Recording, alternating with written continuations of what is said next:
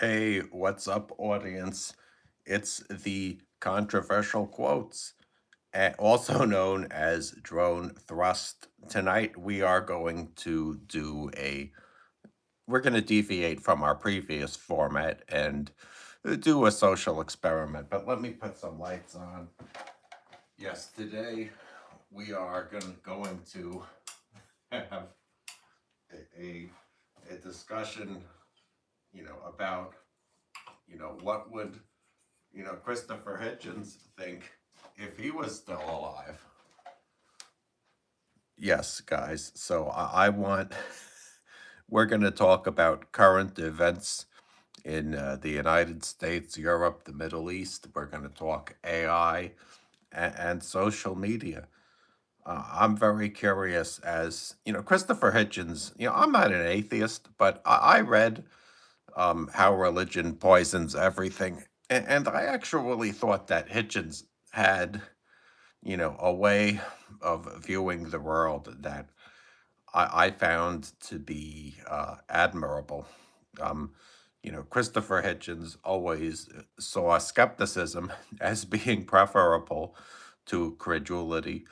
Hitchens would always try to seek out the truth and in order to expose con artists and frauds. Christopher Hitchens um, would have been extremely offensive in today's age. Um, and there is evidence that the new atheism movement has been in a state of decline. The new atheist movement was spearheaded by a group of four authors nicknamed the Four Horsemen: Richard Dawkins, Hitchens, Dan Dennett, and the other guy who wrote. I forgot the other guy's name, but Hitchens, Dennett, and Dawkins um, would often debate the teachings of religion, and they came to the conclusions that the religions of the world were not good for society. Um, Hitchens would often uh, have debates with Christians, with Jews, and Muslims about the teachings of various religious texts. Hitchens was unique in so far as he supported the Iraq War. Yeah, Christopher Hitchens loved George Bush, but he hated John McCain. I supported the Iraq War at the time, and I was with Christopher Hitchens on the Iraq War all the time. And what we both have in common is that we both admire the Bush administration. It's unfortunate that Christopher Hitchens didn't survive long enough to comment about Donald Trump. I would be curious as to what he would say about Donald Trump, from Trump's early Ukraine bribery scandal to the Capitol siege. I think Christopher Hitchens would have hated Donald Trump, for the same reason that many Republicans don't like Trump. There's plenty of Republicans that don't like Trump. If Mike Pence that doesn't like Trump anymore. Mike Pence complains about Trump's lack of support for Ukraine and the tariffs. I really wish that Christopher Hitchens was alive to comment about Donald Trump, because I think that his commentary about the Trump administration would be very amusing. I would actually recommend to you guys that you watch all of Christopher Hitchens's debates. They're all on YouTube, and they are all definitely worth watching. So yes, and again, I'm going to talk about why the new atheist movement declined. People said it was too combative. Well, I think you need to be combative and offensive. I don't see why people should hold their political views back and refuse to say things that might offend somebody.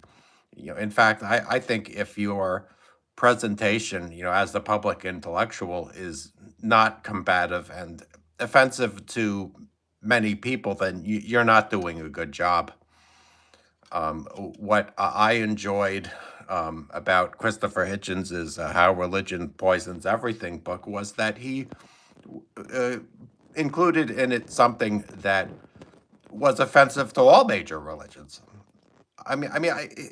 Hitchens's book was so offensive to all the major religions that I doubt that you could even find it in college libraries anymore. I think that if you I don't think today's group of college students, or at least some of them would have an easy time reading Hitchens's criticism of religion, especially if they're in one of the more conservative religions.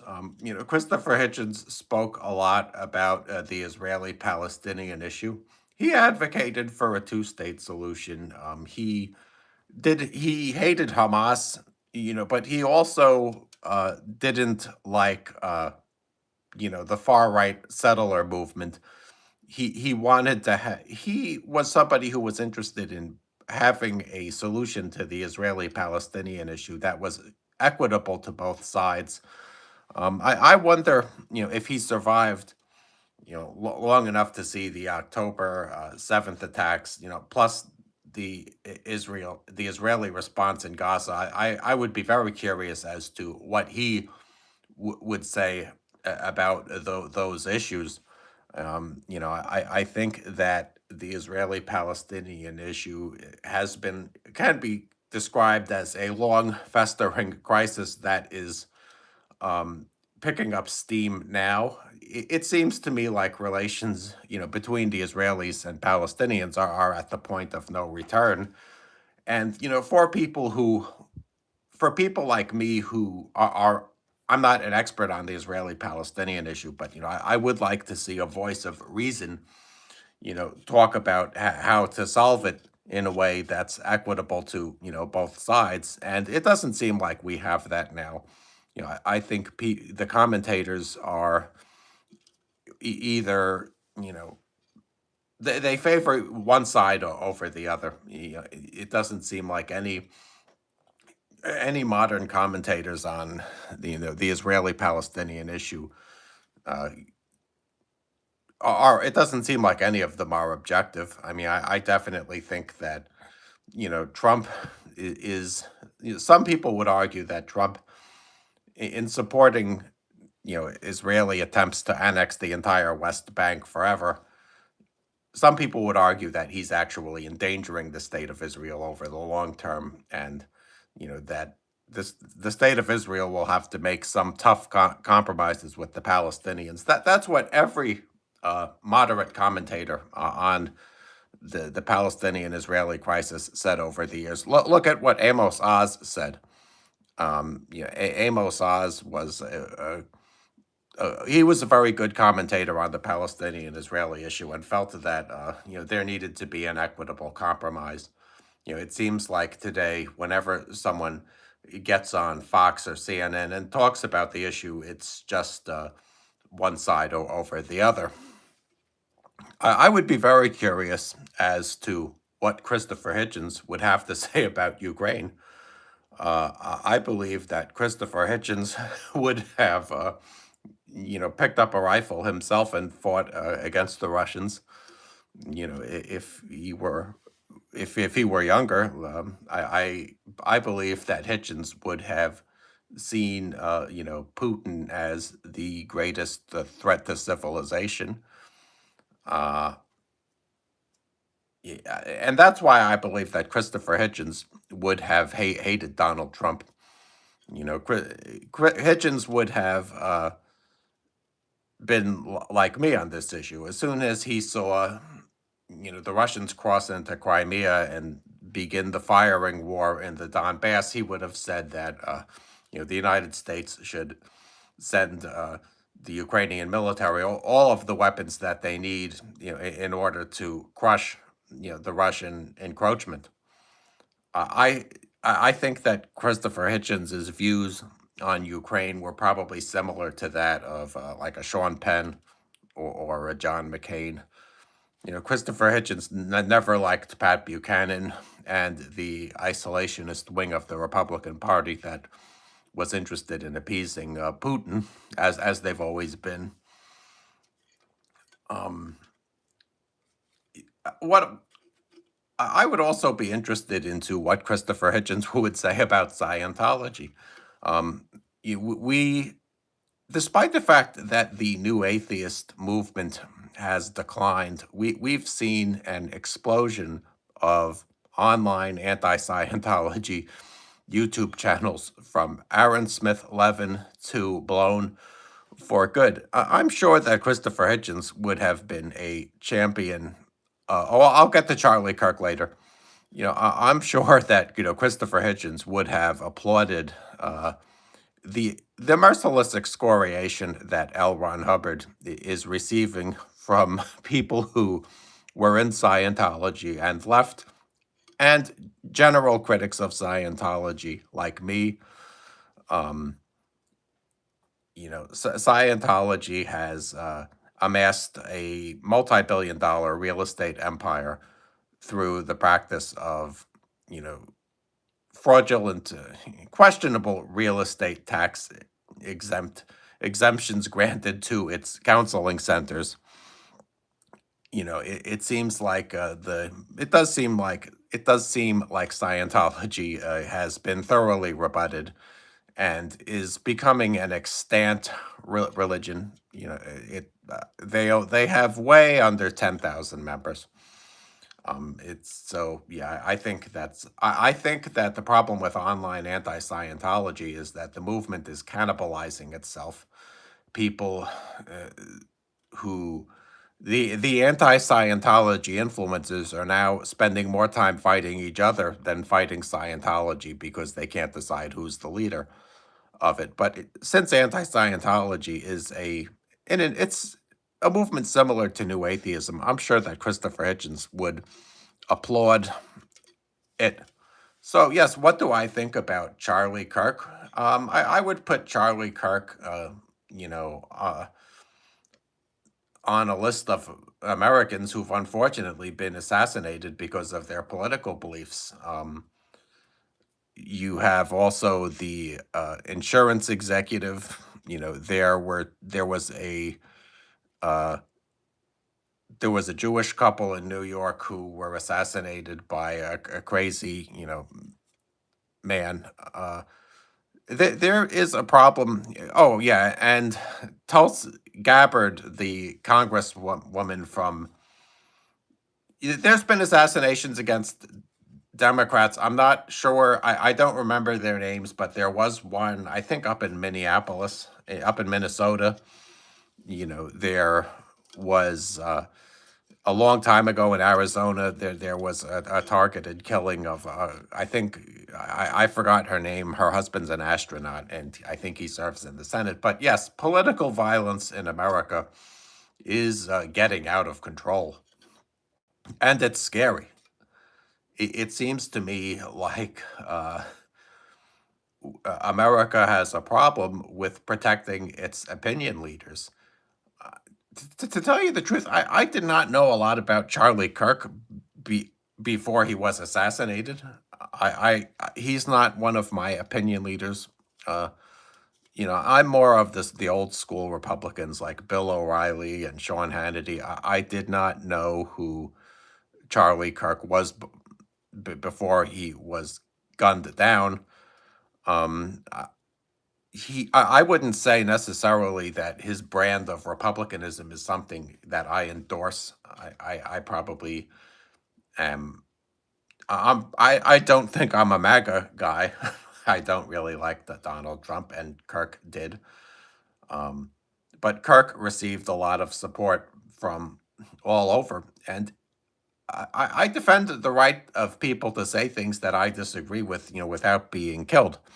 I do believe that Charlie Kirk's assassination, unfortunately, will be a watershed moment in American history, like the Martin Luther King assassination and even the Kennedy assassination. I mean, it is terrifying that public influencers can't give speeches at universities without being killed, but by people who disagree with them. I believe that universities are supposed to be a place where people exchange, ideas peacefully. Christopher Hitchens was always good for a debate. He had no problem with debating anybody on anything. Just look at all of the hundreds of hours of Hitchens debates. The debates never got violent, but it seems to me like, in America, debates often get violent, and a lot of times the people who do the violence are actually liberal Democrats. So I'm sorry to say this. When the insurance executive was assassinated, I don't even want to mention the guy's name who did it because I don't want to give him any credibility.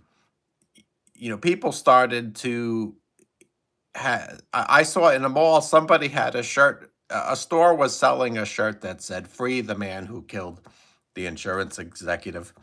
I and that scares me because you know we should not support people who kill. Uh, yeah, you should not. It does seem to me like there's a lot of like liberal Democrats who really had no problem with the killing of the insurance executive and Charlie Kirk from what you see in TikTok videos. I've seen TikToks of people saying, well, you know, the assassination wasn't a tragedy, and obviously a lot of people went on social media and did were not outraged by the killing of the insurance executive. They justified it by saying that insurance companies charge prices that are excessive. So what that shows you is that there are a lot of people on the liberal side of the coin who endorse political violence, but and that's a surprise to me because you wouldn't expect it there. You would expect that that's more of a right wing thing. For people like the Timothy McVeighs of the world. It does seem to me like America is awakening to the fact that liberal Democrats are capable of political violence. But you saw that during the George Floyd, rampages every day. When you looked back at that after the George Floyd killing, you saw that the Democrats, for the most part, did inflicted billions of dollars in property damage, and the people were killed. They assassinated people then that they didn't like. Where I think there was a girl in the Indiana who was gunned down because she said that she held up a sign that said "All lives matter." We've never caught that assassin. It does seem to me like that Democrats need to start condemning political violence emphatically. They need to uh, come to grips with the fact that they're, you know, some members of their party are a bunch of violent maniacs. I mean, there's no other way to describe it. And as I say, I don't have a problem with controversial quotes. I have a problem with people who use violence to advance their agenda. I mean, it does. I don't understand in the future how colleges are going to have controversial speakers, even like me, speak. I mean, I'm not big enough yet to be considered an influencer. I have a pretty good fan base across multiple internet channels. You could subscribe to my Drone Thrust channel as well. I want to use controversial quotes to advance my political agenda and use drone thrust to, talk about my consumeristic, interests like shoes and drones. But a lot of tech influencers don't like to talk politics, but I do. Um, Trump is the only one being divisive right now. I don't think that's true. I think Democrats, you know, I mean, Mandani's very divisive. I mean, what right does Mandani have to arrest Netanyahu? I mean, if Mandani is going to arrest Netanyahu, then he should arrest, you know, all of the Russian and Chinese, diplomats that come to New York City. I mean, Democrats have an incredibly divisive platform, I believe. And Trump is right to send the cops into the cities. One topic I've touched on this channel is violence in the inner city. Whenever you look up the term Chicago gun violence on YouTube, you'll see that on average, like 63 shots were fired and 5 people were killed every weekend. The military has to be sent into Chicago and similar cities, in order to prevent gun violence. The Democrats, favor that type of violence because it benefits them. That type of violence drives down the property values and creates a homelessness crisis that Democrats exploit in order to pretend that America is rigged, against the poor. The homeless absolutely should not be allowed to live in encampments on the streets. They've shown that they're very dangerous and need to be put in mental hospitals. Yes, and I understand that a lot of people would not like it. A lot of people don't like the fact that society wants to put its homeless in mental hospitals, but I definitely think that that is the only solution to the problem. Okay, so what's another act of violence we could talk about is the Ukrainian girl that was killed on the bus by a man who went to jail 12 times. The man's family told the cops that he needed to go to jail because he was insane, but he was allowed to stay on the streets, in a liberal city because Democrats refuse to admit that it's a good idea to put their insane criminals in jail, and as a result of that, he murdered a defenseless, Ukrainian refugee. I mean, it's time that the problem isn't necessarily that Trump is the only one being divisive. There's a big problem in America wherein Democrats use the fact that a lot of people are in jail, to make false claims about mass incarceration. And mass incarceration doesn't exist in America. You go to jail because you commit a crime or you're supposed to. Mass incarceration isn't something that happens when we put people who've committed 12 crimes like the stabber in jail. Mass incarceration happens in places like China, and the Middle East, wherein the dictator puts their opponents in jail. Mass incarceration never existed in America. That's a myth that Democrats use, in order to scare people. There's no reason why the military should not patrol cities like Portland, Chicago, Baltimore, and Minneapolis. The gun violence is just ridiculous, and the fact that you can't drive your car around Minneapolis without fear of a carjacking further lends credence to the notion that yes, the military, unfortunately in America, we live in societies where people can't trust each other, and the military needs to patrol the streets. I emphatically support Donald Trump's mission, his Trump's sending of troops into the cities wherein there's too much violence. And the people there should salute the troops. Our troops have won our freedom. the fact that the people in the city don't universally clap for our soldiers is a disgrace.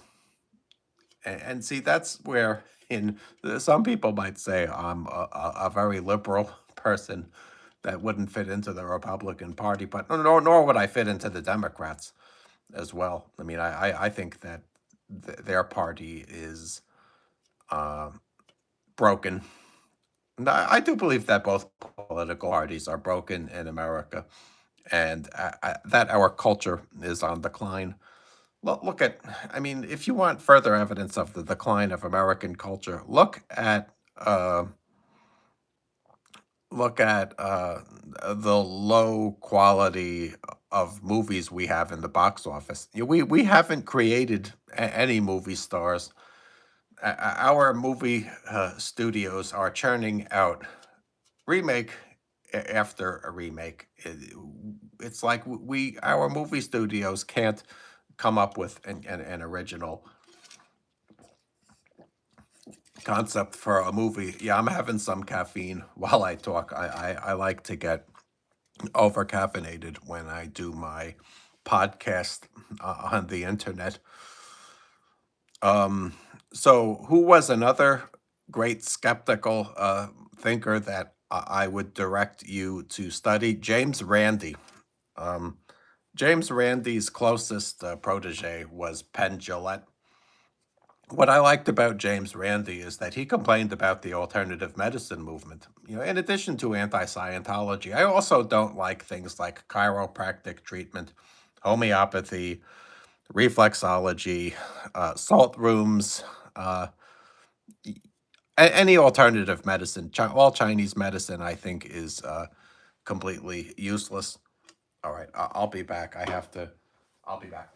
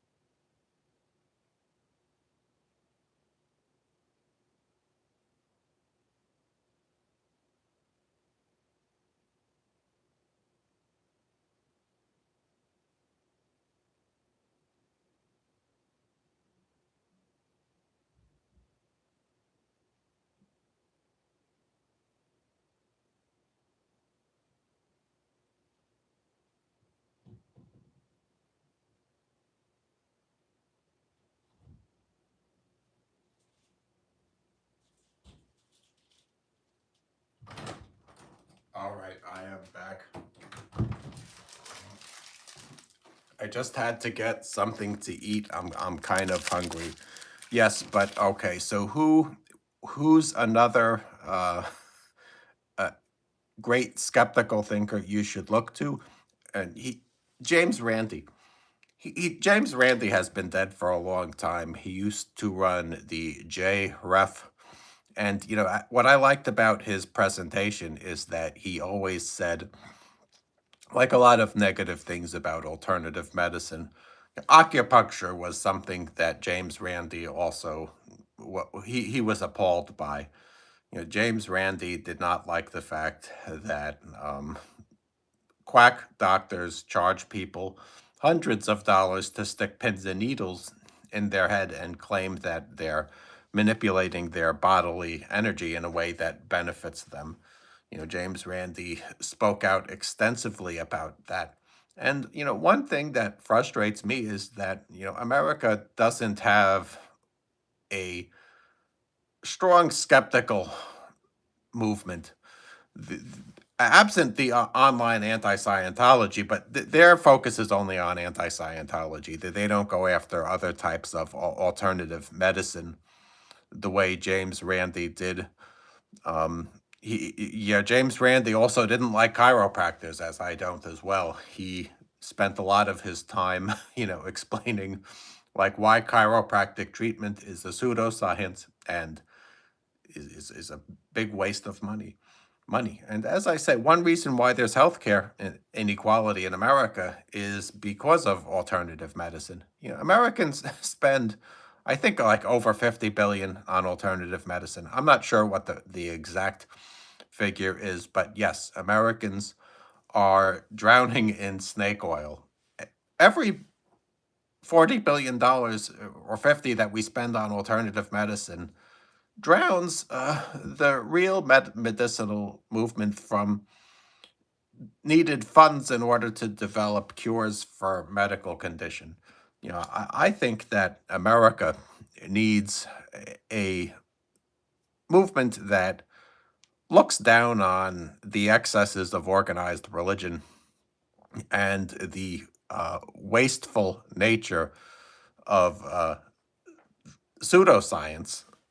You know, I, there has to be a movement that states that that encourages Americans not to visit chiropractors because these chiropractors and purveyors of junk science, be it from acupuncture or reflexology, are plundering America's budget on nothing. They're enriching themselves and impoverishing the rest of the country. Unfortunately, Republicans don't seem to have a big problem with pseudoscience. It does seem to me like with the addition of RFK into the cabinet that Republicans are getting sucked into a vortex of alternative medicine, junk science. I really don't believe that Robert Kennedy Jr., is a good person to run the department that he runs because he has a law degree. People with law degrees don't need to be in charge of determining, what types of medicine are appropriate, to begin with. I believe that Trump should put a medical doctor into the place where that RFK advocates right now. I'm not sure what he actually does, but Robert Kennedy Jr., has promoted a plethora of pseudoscientific conspiracy theories and has no credibility in my opinion. I'm perplexed as to why Republicans would support alternative people who support junk science, given how much money they get from the pharmaceutical industry anyway. But yes, populism is running rampant in America, and it seems like we need to have an anti-populist movement that values science over wasteful junk science. I mean, it's not that difficult to even do what I'm saying. Okay, so back to Christopher Hitchens. What I think of Hitchens is that he I'm sure he would spend a lot of time complaining about, organized religion, now, just as he did in the past. He saw religion as a shackle. And I think to a large extent he's correct about that. I mean, what use is there for an organization like, Scientology or the Jehovah Witnesses? I mean, those groups are cults. They're not legitimate.